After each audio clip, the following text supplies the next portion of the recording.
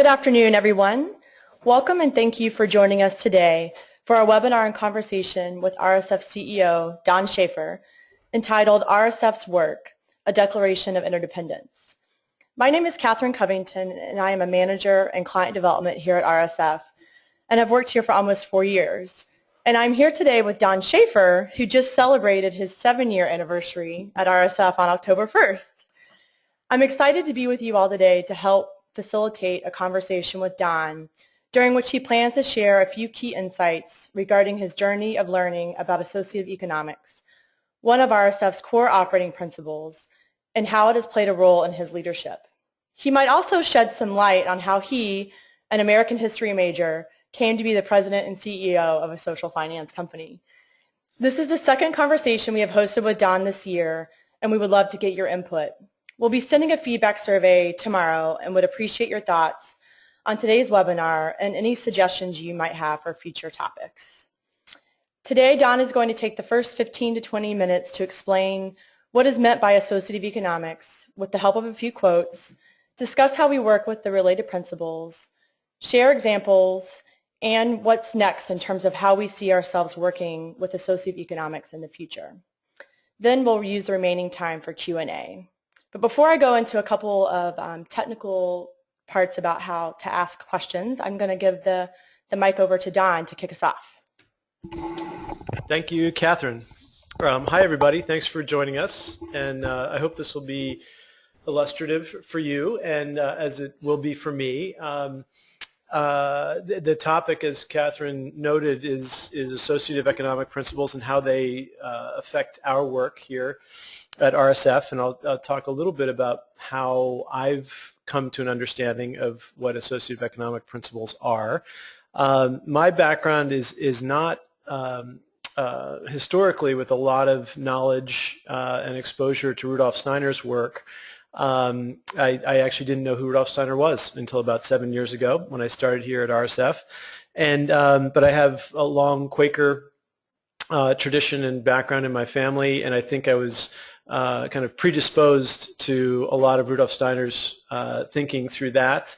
And associative economic principles are, you know, as Catherine said, one of our core, you know, organizing principles here, and you know, a really central part of his contributions to the world. So just a little bit more on that.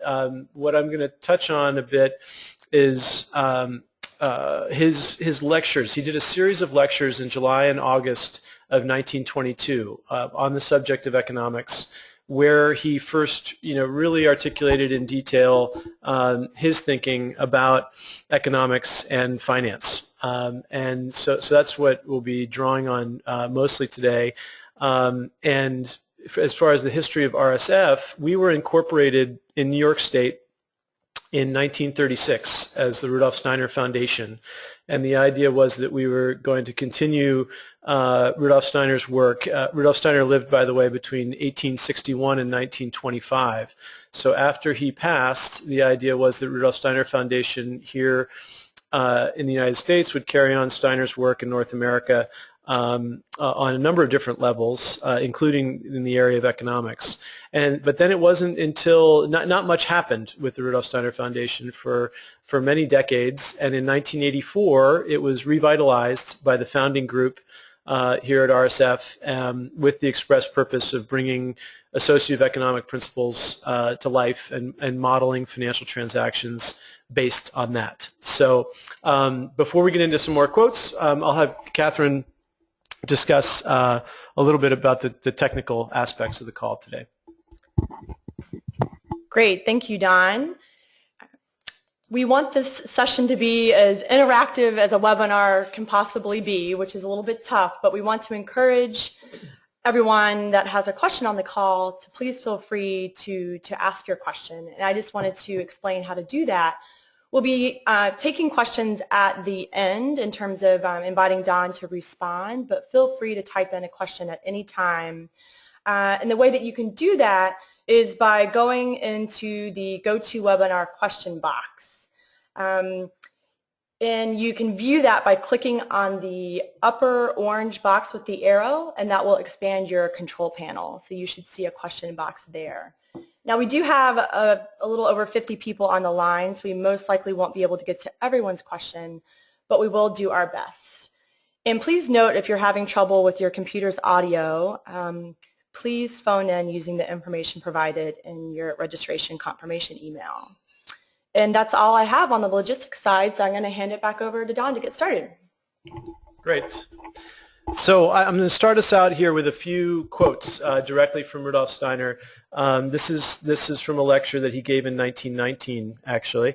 And what I'm going to try and do, as Catherine alluded to, is discuss my interpretation of associative economic principles, and keeping in mind what I said initially, that I don't consider myself an expert in the field. In fact, a book just came out that I'd like to plug called Steinerian Economics, a Compendium.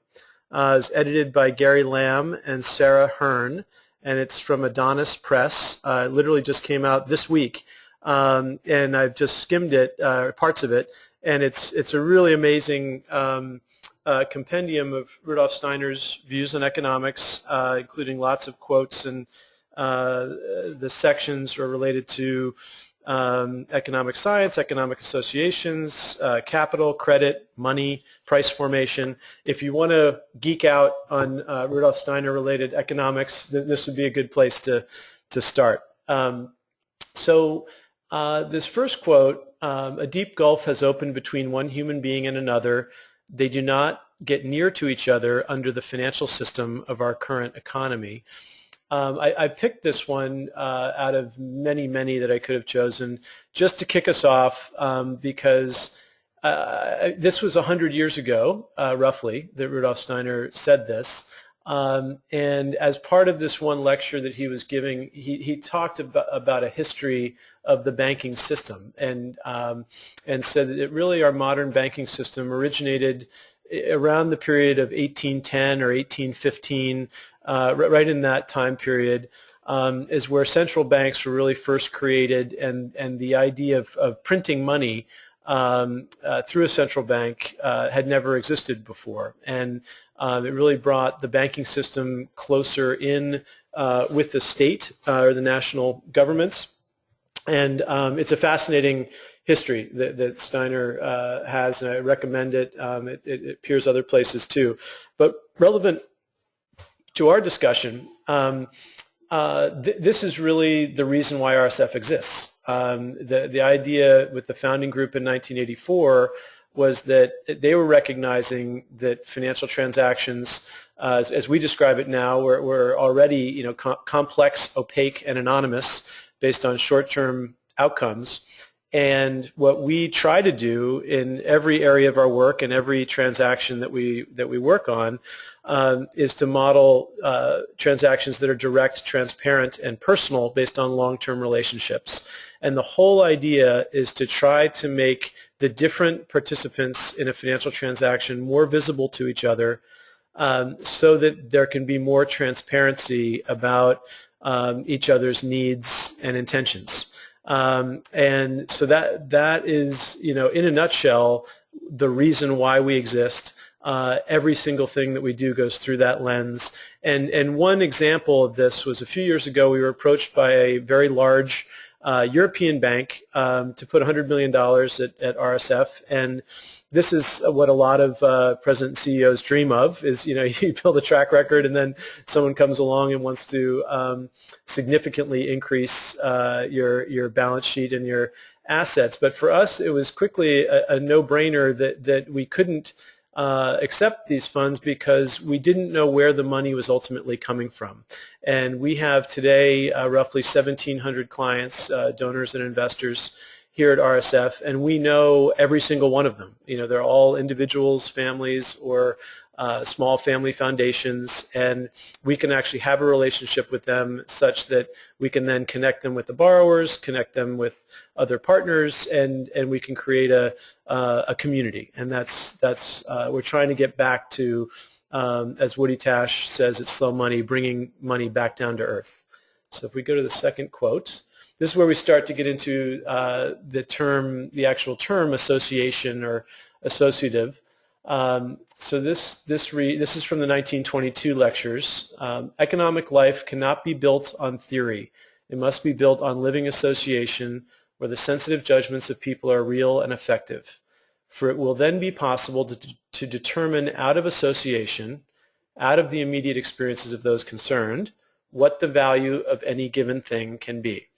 And so this is where it was through passages like this that I started to understand Rudolf Steiner's views and kind of the basis for how we started as an organization and carry through to this day. It's basically an extension of what I was just saying in the previous slide around the importance of being in direct contact with money, with transactions. Vince Siciliano, who's the CEO of New Resource Bank here in San Francisco, has a phrase, do you know where your money spends the night? And so this is kind of getting at that idea that ideally things will be as direct as possible. And Rudolf Steiner, in talking about associations, was referring to what he called kind of a three-legged stool of producers, distributors, and consumers. And to the extent that these three kind of actors in the economic system could form self-organized and self-regulating associations, he felt like this would be very healthy and that they'd be best able to determine value and price more so than more abstract forms of or market mechanisms or the state. And so I have a tangible example here. Many of you have probably heard of the website Airbnb. This is where you can find someone if you're traveling to Istanbul and you want to stay at someone's house instead of at a hotel. You can find listings there, and you can swap, do other things. It's basically a substitute, a peer-to-peer lodging website. And what happened after Hurricane Sandy on the East Coast was that in the 24 hours after Hurricane Sandy hit New York City residents that were part of the Airbnb community made 1,400 rooms in their apartments and buildings available for free to people who had been displaced by Hurricane Sandy. And that then led to thousands of other rooms that were made available for free spontaneously by people who were part of the Airbnb community. So in this case, because there is such a direct connection between the producers and the consumers, in this case, they were able to determine a value, in this case free, because of what was being demanded by this disaster. And as it turns out, FEMA, the Federal Emergency Management Agency, has now studied what happened and has developed an extensive partnership with Airbnb because Airbnb was able to be so quickly responsive to the needs on the ground. And to me, it's a really potent example of how an association, which is essentially what Airbnb is, can respond to economic needs as they arise. So we go to the next slide. So this says there is no need to ask how to create associations. The question to ask is how can existing economic institutions be integrated into associations?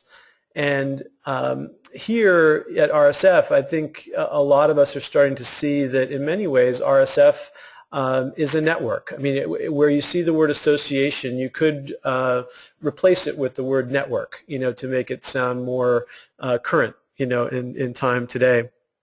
And so we have, 1,700 investors and donors. We have over 90 borrowers. We make hundreds of grants every year to nonprofit organizations. We have, a couple of hundred partners that we work with. And I see RSF in many ways like an association. And I'll provide a couple other examples because I'm going to talk a lot about RSF more in a minute and examples.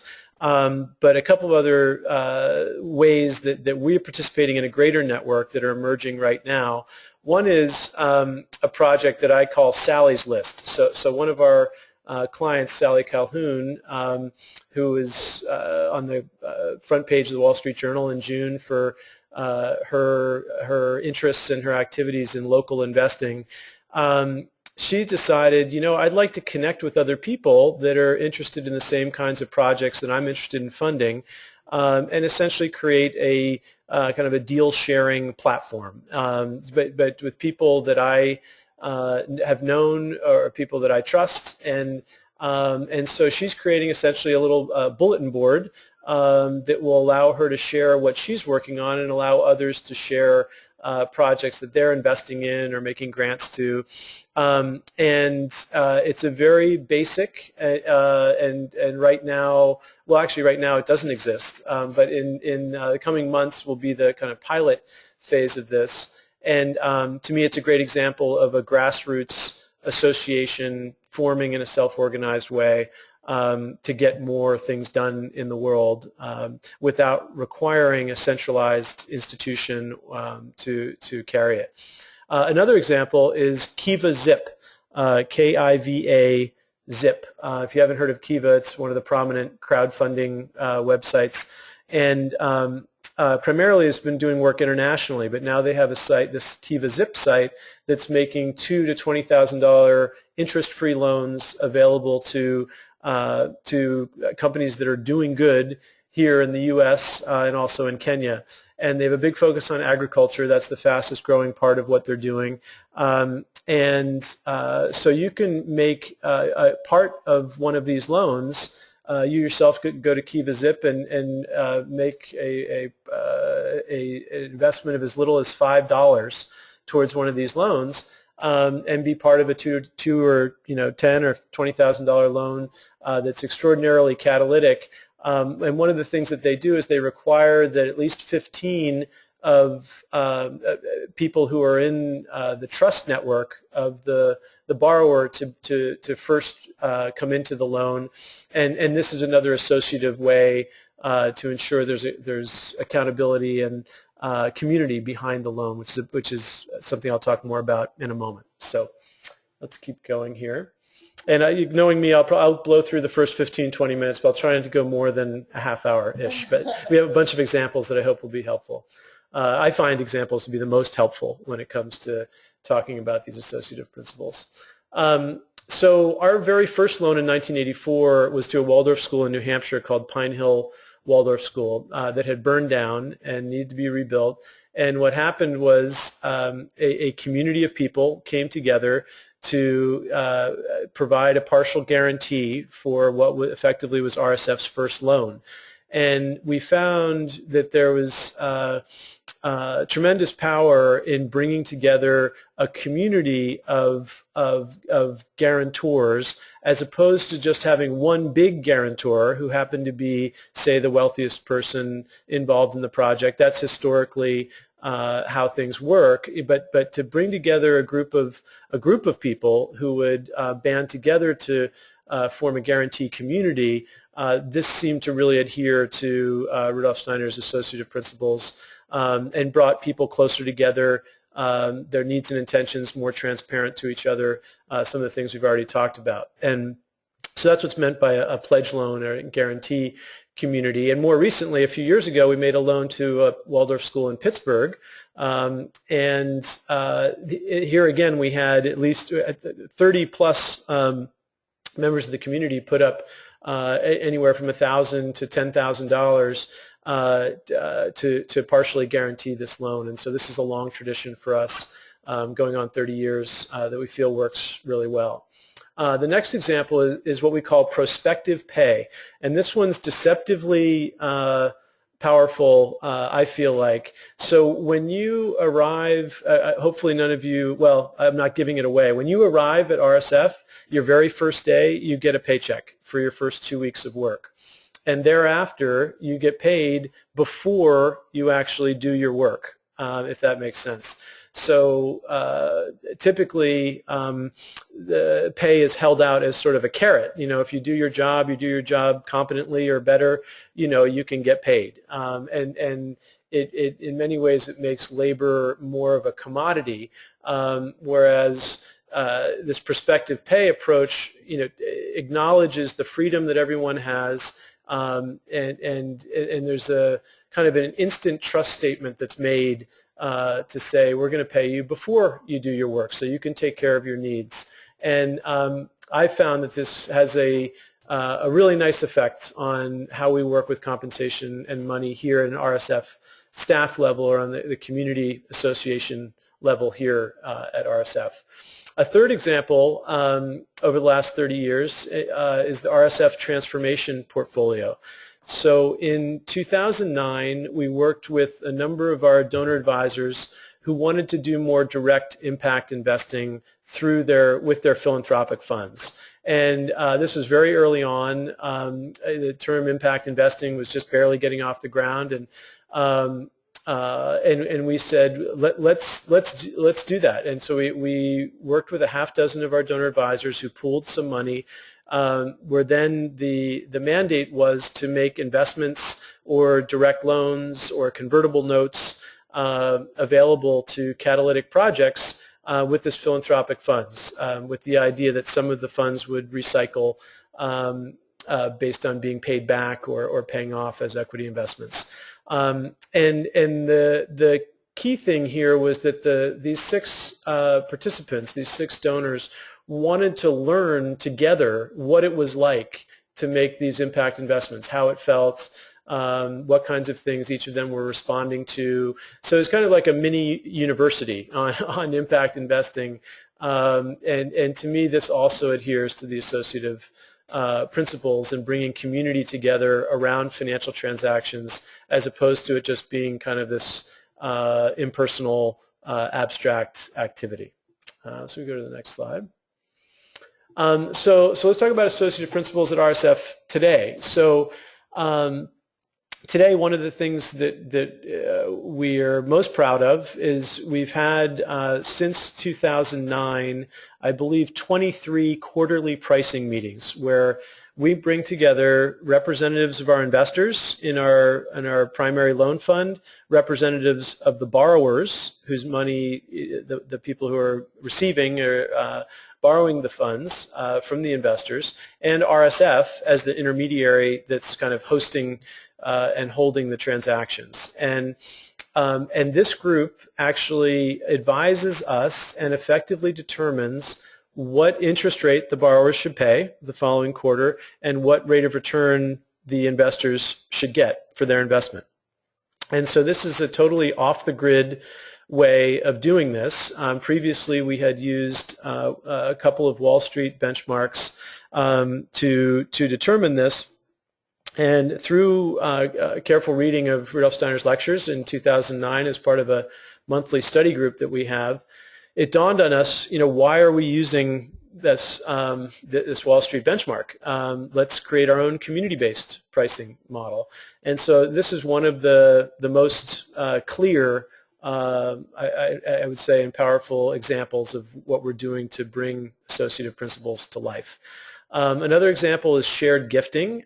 So we just hosted our 3rd shared gifting circle last month in Philadelphia.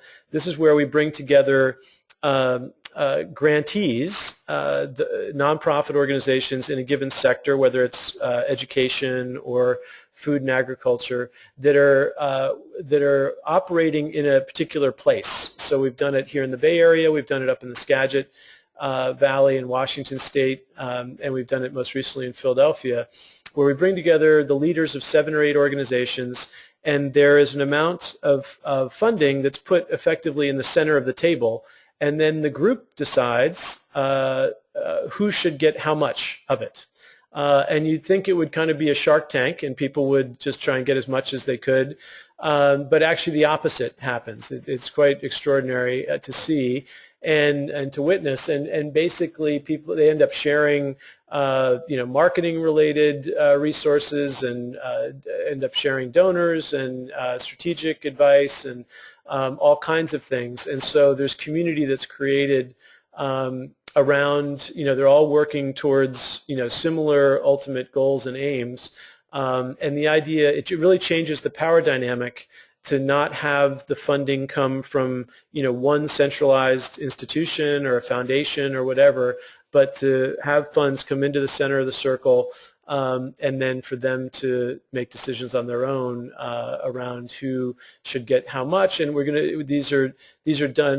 A certain amount is going to be granted each year, so that next year someone else might get more than they did this year because they have more urgency next year relative to this year. That kind of thing. So that's what's called shared gifting, and Kelly Buells, who's the head of our philanthropic services group, has a great white paper that's available on our website on this topic if you want to check it out. The third example is our field building advisor group. So these are people, a half dozen leaders in the field of social finance: Leslie Christian, Sandy Wiggins, Marion Moore, Joel Solomon, Birju Panda. I'm not going to go through all of their backgrounds, but the idea is there's a lot that's happening and a lot that needs to happen in the field of social finance right now.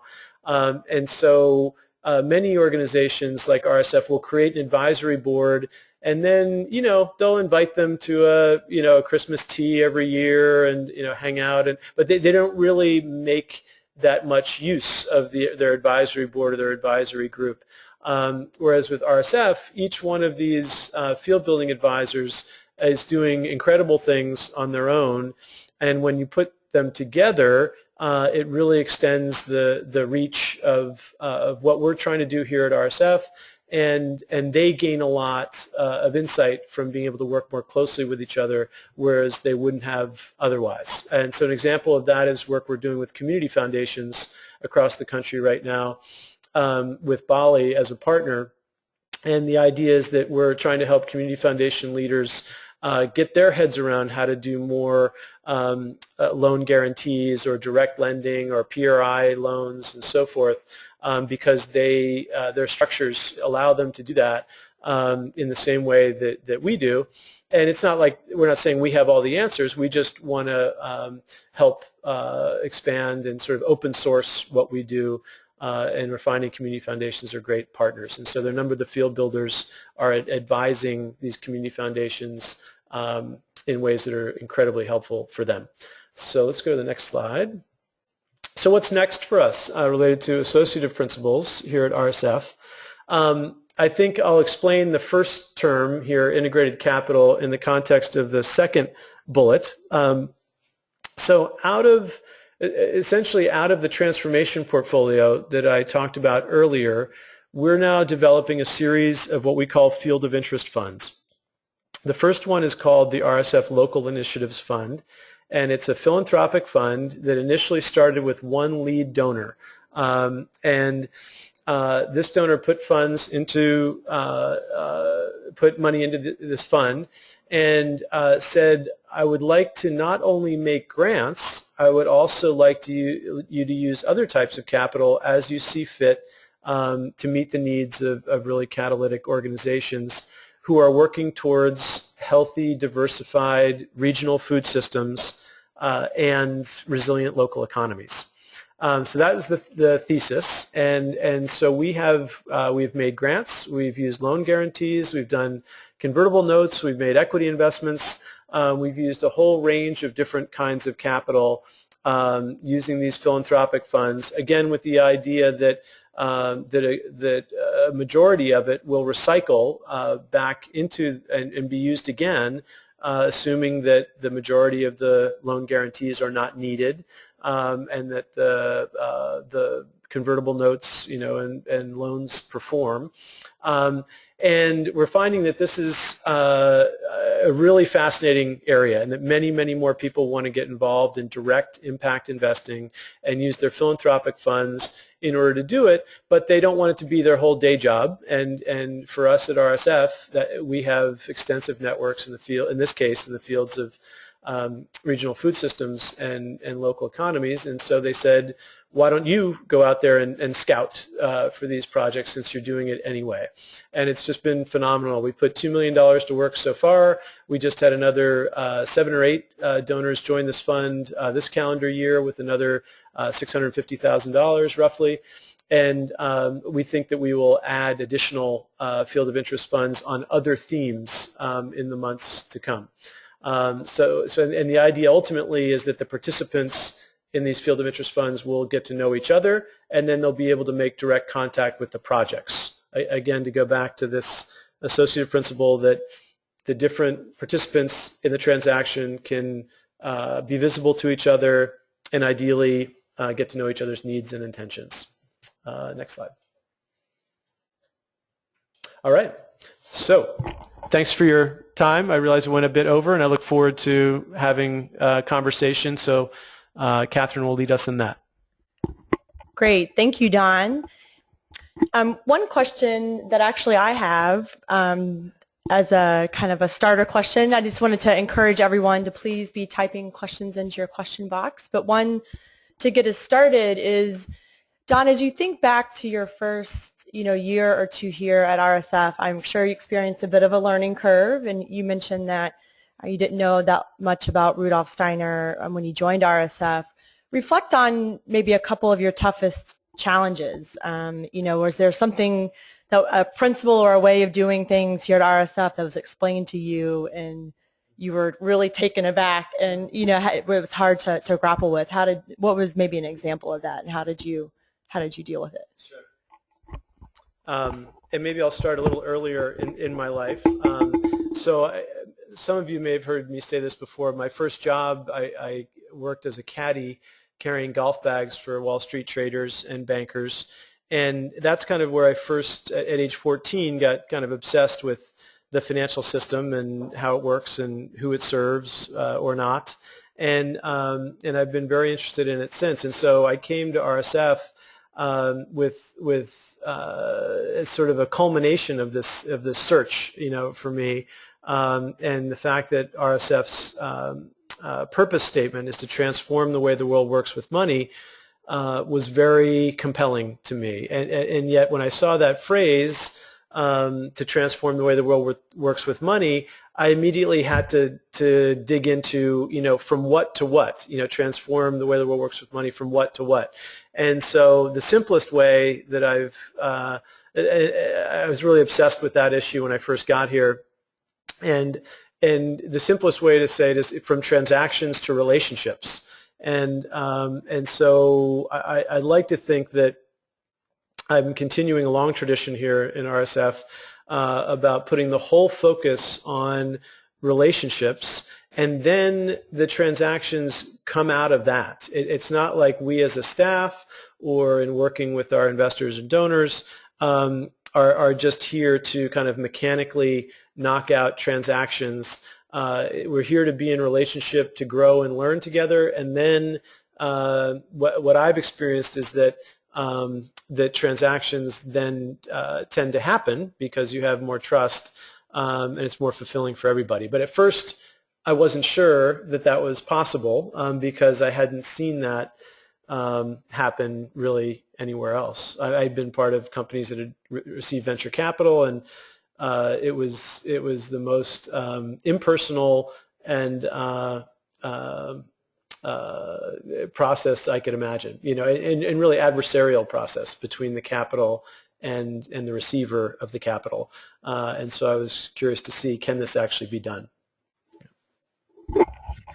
Great. Well, that's a nice segue into a question from our audience, which is, how compatible is associative economics with scale? Large companies often have substantial capital needs, and how can their needs be addressed? Is it possible without a financial intermediary acting as an aggregator? Great. That's a great question, one that I and we spend a lot of time thinking about. Here's one example of many I could think of, which is, I think that Facebook, for example, missed a huge opportunity when they went public. They could have offered shares to their community members instead of hiring Goldman Sachs and JP Morgan and everyone else to do the traditional roadshow.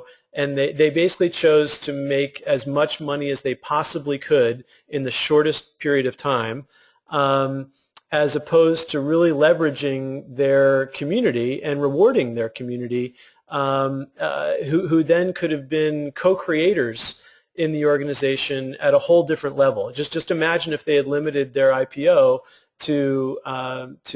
Facebook members. I just think that would have been fascinating. And so there's a company called Etsy that's still private that is among those that's considering what this kind of community-based IPO could look like. And this is an organization that I think had $1 billion worth of transactions go through its marketplace.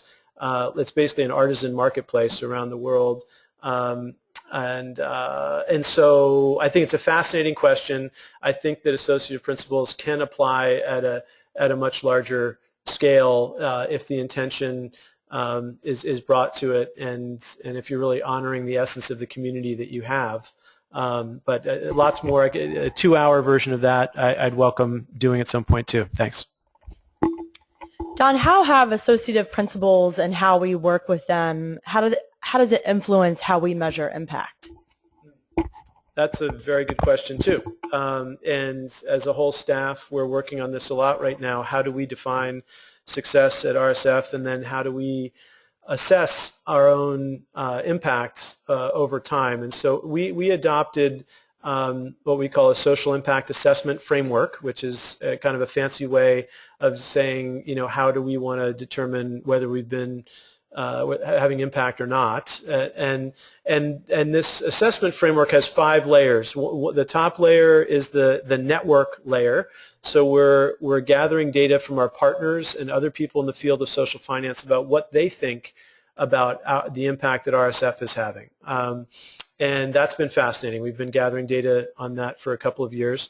We then have another layer beneath that, which is our investor and donor clients, and we poll them every year. For example, last year 800 some people responded, and 77% of them said that their relationship with RSF had fundamentally changed the way that they worked with money as a result. And so we do these surveys of our investor donor clients every year. And then the next layer down is our borrowers and grantees, and we survey them every year.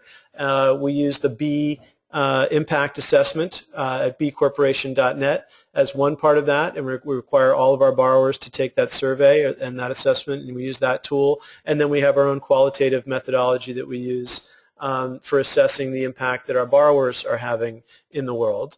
And then the next layer down is our own staff and board, and we do an internal culture survey every year. And then the next layer down is our financial results, and how are we influencing our auditors and other people who are involved in conventional financial measurement to look at kind of our way of seeing. So we call this the layer cake. We have 5 different layers of assessment that we're doing every year, and we have between 3 and 5 years of data right now, and we're looking forward to refining this further and making more of it. But it's something we take really seriously. Great. And the next question is in regards to our pricing meetings. The question is, do the pricing meetings result in a significantly different rate than what Wall Street would suggest? Maybe talk a little bit about the process itself. Yes, that's a great question also. So the answer is that our interest rates have gone down. If you looked at a graph of LIBOR or a 13-week Treasury or some other benchmark of interest rates, our RSF Prime, which is our community-based pricing mechanism, has roughly tracked that. I mean, it's gone down as interest rates have gone down in the wider market, and this is probably to be expected. One thing that we have been able to do is where we need to we can offer a little bit higher rate to investors, in a given quarter, because we like to always be a little bit higher return than what they could get from a comparable bank CD. And then we also have a little more control on the borrower side, as opposed to just pegging our interest rates to LIBOR or something. We can do risk premiums, or we can do other things that are more flexible. based on the interactions that we have at the pricing meetings. So essentially just gives us more control. I mean, generally speaking, the graphs look roughly similar, but significant, but we can have more control based on the direct interaction we're having with the participants than we would otherwise. That's a good question.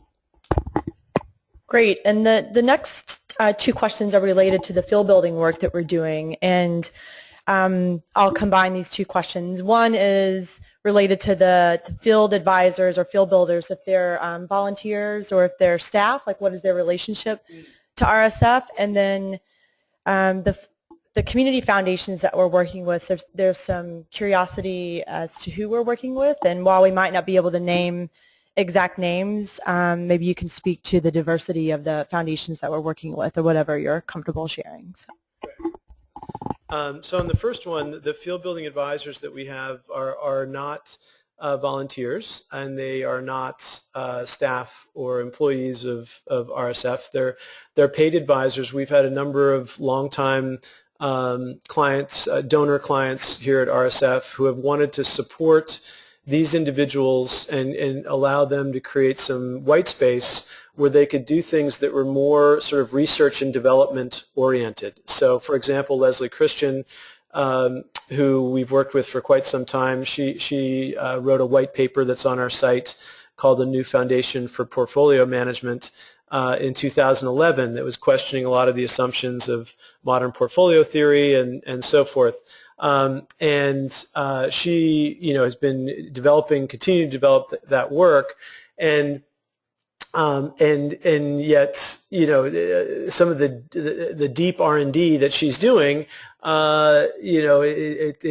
it's hard to support, with in a market environment. And so the philanthropic funds that have gone into this field building fund will support the really far-reaching leading-edge research that Leslie is doing. So that's an example. And then on the community foundations, we are working with a range of community foundations, from a small $50 million community foundation in central Wisconsin to the San Francisco Community Foundation, which has $1 billion in assets. And it's been really extraordinary to see.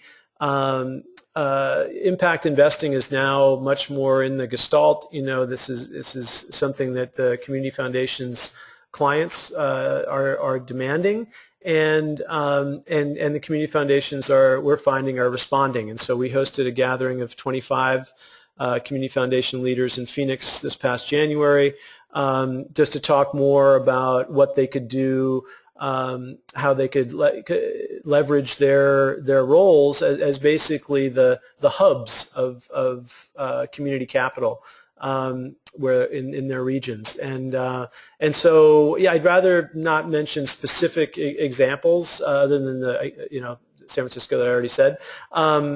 But there is going to be a cohort of 12 or 15 of these community foundation leaders starting in December that's going to complete an 18-month program essentially together as a small group, and it's basically a peer-to-peer learning cohort that will allow them to do a deeper dive on how they can do more in this area of impact investing, and I think it's going to be very exciting. Great. Our next question is about our field of interest funds, and what are our goals? Do we have amounts that we're shooting for, and how are our donor advised funds incorporated or not in the field of interest funds? Great. So I mentioned that we had this initial lead donor in the RSF Local Initiatives Fund, which is the first of these field of interest funds that we're doing. And this lead donor put $4 million here, $2 million of which we have used in the pilot phase and put to work in 40 different projects in a combination of grants and loan guarantees and convertible notes and equity investments, et cetera. And then I believe it's 8 other individuals have joined the initial lead donor just over the past few months, because we decided to do the pilot and then open it up to others. And it's been another roughly $650,000 that's come in. And we'd like to raise another another $5 million over the next few years into this local initiatives fund, some of which will get granted out, some of which will go into riskier equity investments and not come back. Some will go into equity investments and come back with a surplus, and some will just recycle in the form of loan guarantees that don't get used. So that's kind of a little snapshot of our goals related to the RSF Local Initiatives Fund. And then for the other ones that we're planning, we're looking, for example, at a fair trade supply chain field of interest fund where it would be a little bit different in the sense that we feel like the need there is really for interest-free direct loans. And so we're testing out whether that should be the thesis for that one as opposed to using other types of capital. So we feel like based on the theme and the sector that we're focused on, that will help us determine what type of capital will be best and how big the funds could be. I think they'll range from $500,000 in size to $5 million. And what we found with the RSF Local Initiatives Fund, to the second part of the question, is that of the 8 individuals who have come in to the RSF Local Initiatives Fund this year, I think 5 of them were existing donor advisors of RSF. So they're taking some portion of their funds that are already here and putting it into the Field of Interest Fund. Great. The next question, Don, is one we've actually discussed recently as a team here. That's a really good one. This comes from a financial advisor. He says some of our clients really get immediately the value of an investment like RSF, while others, probably the majority, are only focused on the latest quarterly annual performance. What tips do you have in communicating the value of socially responsible investments like RSF to a broader mainstream investment community?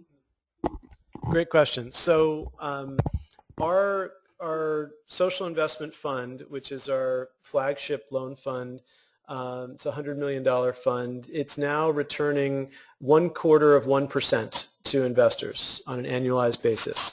And so that sounds like an extraordinarily small number. And by definition, it is a small number. But you have to look at it relative to its peer group. And this is where, as a financial advisor, what I would urge is that you ask people to think about it like they would a bank CD. So if you look at 6-month or 1-year term bank CDs, 1/4% is actually higher than what you can find anywhere else. And so here you have good liquidity in that you can get out all or some of your money every 90 days. So it's not locked up.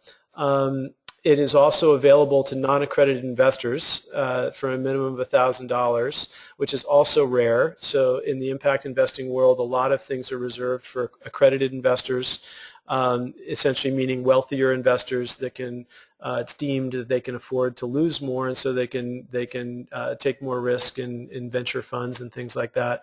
And so this is one of the few vehicles where you can go to our website and see all 90 of our borrowers. And so someone can participate in a diversified loan fund with as little as $1,000. And so there's the liquidity aspect, and then there's also the risk aspect in the sense that we have a 100% repayment rate to investors over 30 years. We've lent out and had almost $300 million go out and come back. And so we've paid, principal and interest, 100%.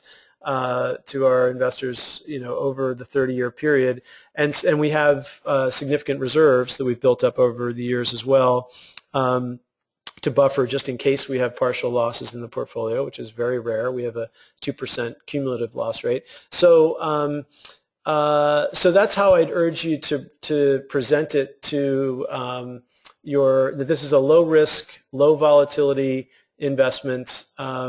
That is liquid relative to other things and available to non-accredited investors. And so, that's the shortest version that I can do on a great question. I hope that gets at some of the issues.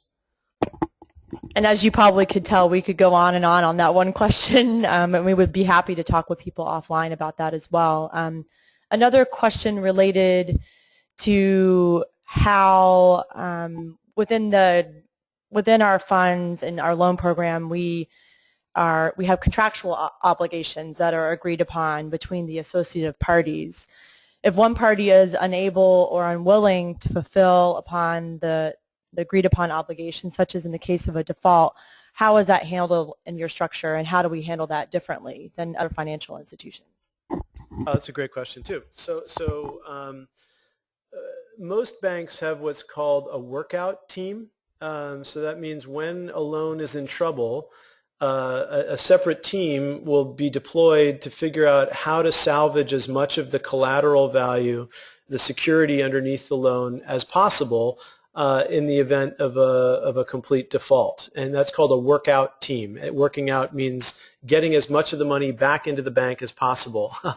And oftentimes that's where you hear stories about foreclosures or bad practices in banks, because they're heavily regulated and they have to be pretty hardcore about how they look at getting their collateral back. We have, by contrast, a work-through approach, and we've used this over the last 30 years, where if a borrower starts to have some difficulty, we go in with a full technical assistance approach, to do whatever we possibly can to get them to dry land and to get them back on track. We can be more patient than commercial banks because we're not regulated in the same way, and so we can extend the terms, we can change the terms. And we've had a lot of success doing this. These are some of the most satisfying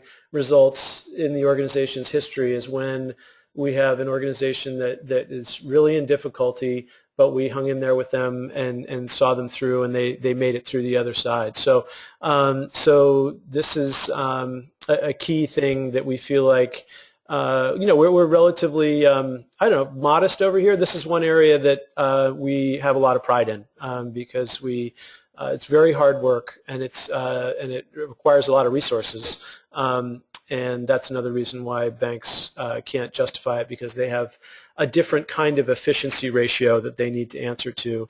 Whereas for us, relationships are the are the ratio that we answer to. So it makes kind of the whole thing different. Great. One question came in related to how we look at an organization's status, whether they're nonprofit or for-profit, and maybe speak a little bit about how we've become kind of agnostic when it comes to how our organization is structured and what our definition of social enterprise is. The specific question is, what are your thoughts on the new paradigm emerging of for-profit social good enterprises versus the traditional nonprofit? So I and we are huge fans of the what we think is a long-term trend, not a fad, towards organizations seeing themselves as social enterprises, so they can come at it from one side or the other. Either they're for-profits that are so mission-driven that you can barely distinguish them from nonprofits, because they basically they wouldn't exist but for the social and environmental mission that they have. They're harnessing the power of business to address social and environmental problems. Or from the other side, they're nonprofits that are very scrappy and running themselves in a way that they are able to derive a lot of their budget from earned income, and that's a trend that is increasing also. So it's really encouraging to see this kind of hybrid social enterprise emerge, and whenever one place where it's just amazing to see is anytime I go to a college campus, like a business school at Haas, at Berkeley or at Stanford, it's just a mob scene, the interest in social enterprise. And we're very close with the folks at B Lab, and the B Corporation movement, which is perhaps the most tangible way of formalizing, one's commitment to social and environmental impact. If you don't know about B Lab, you should go to bcorporation.net. And we ourselves we have a nonprofit entity that's our mothership, and then we have 7 entities underneath that, 3 of which are nonprofits and 4 are for-profits, and one for-profit is a certified B corporation. And anyway, so we ourselves are a hybrid social enterprise. So we find this fascinating. You mentioned college students and a college campus, so this is a great question. We have a time for this one and maybe one more, but if, when talking to people that are in college or interested in getting into this field, what would you recommend in terms of courses of study and job experience for people that want to get involved with the type of associative economics practice here at RSF? How does one get started? That's great questions. And Catherine, you mentioned early on how I got from American history to economics and finance, and so maybe I can tie in with that. So I think there's a lot of value people can get from MBA programs. I think the biggest value you can get there is from the networks of people that you meet and the experiential work that you do in the field while you're there. So I'm kind of more of the school of hard knocks approach to learning. And so I would say, in this day and age, it's very easy to do a lot of high quality research on what's going on out there with the web. And I would try to get in touch with what you're the absolute most passionate about, and then go after the top 3 organizations that you could imagine working for in that field, and be fairly relentless about getting meetings with people that are as senior as you can possibly get in front of, and share with them your passion and share with them what you're willing to contribute. And we've had numerous people that work here that showed up in that way at RSF, and it's always great to see. So I think it goes a long way. So that's maybe a little bit elementary, not very detailed, but that's the best I can do in the amount of time we have. Great. Well, I think that might be the last question that we have time to take, but I just wanted to give you a chance if you have any closing thoughts before we end today. Well, those are all great questions. I feel like I don't know what we're seeing, whether it's in crowdfunding or in the sharing economy kinds of initiatives today. The idea of associative economic principles is kind of happening right now, and we're becoming an economy that's much more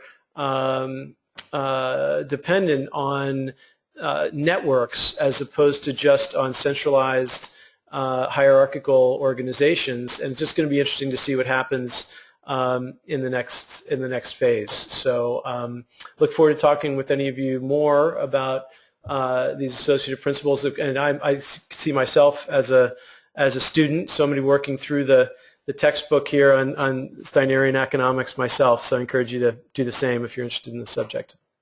Thanks.